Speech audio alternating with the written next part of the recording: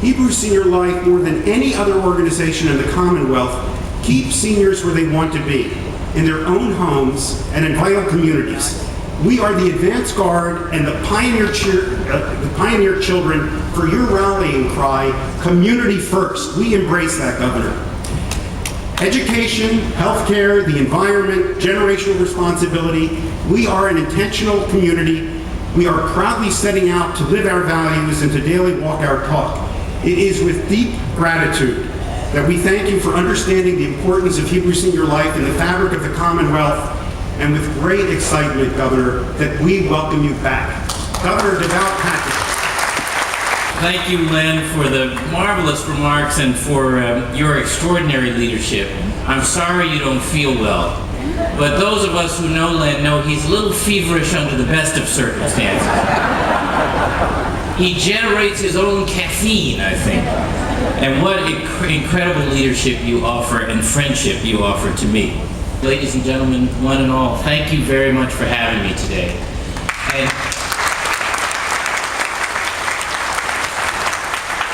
And this would be actually a perfect time for you to applaud me off the stage, because Len already said everything I was going to say. When I was here almost 3 years ago,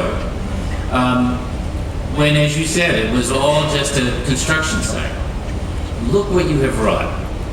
And it's exactly what you said you were going to do, both physically and spiritually. That notion of having an intergenerational experience, I think I told you at the time, was something that I understood personally. Having grown up with my grandparents on the south side of Chicago, having had my grandmother living with us at the end of her life. My mother lived with us for over 20 years, and you know, my mother was not the easiest person. And my wife was a saint. They found their way to each other over the course of that 20 years, and our children learned from my mother and their grandmother, the richness of an intergenerational experience. And really the lesson above all that we learned from being with them and with their generation was that point about generational responsibility. That each of us in our time is supposed to do all we can to leave this place better than we found it. There's sometimes you have an idea that's rattling around in your head, a concern you have, and then you read something which seems to just put a finger on it. And I came across an article recently, a column in the New York Times, where the author was describing and comparing the so-called greatest generation to my generation, the baby boom generation. And the author talked about the greatest generation the way we all know you, the greatest generation, the generation that fought and won the Second World War, that rebuilt Europe, that then came home and built the great public institutions, the federal highway system, put in place the marvelous social network and human services network, really launched the civil rights movement. And then the author went on to describe my generation, the baby boom generation, as the grasshopper generation. Because, as he said, our generation has been feeding off of what you built all of our lives. And that has worried me so.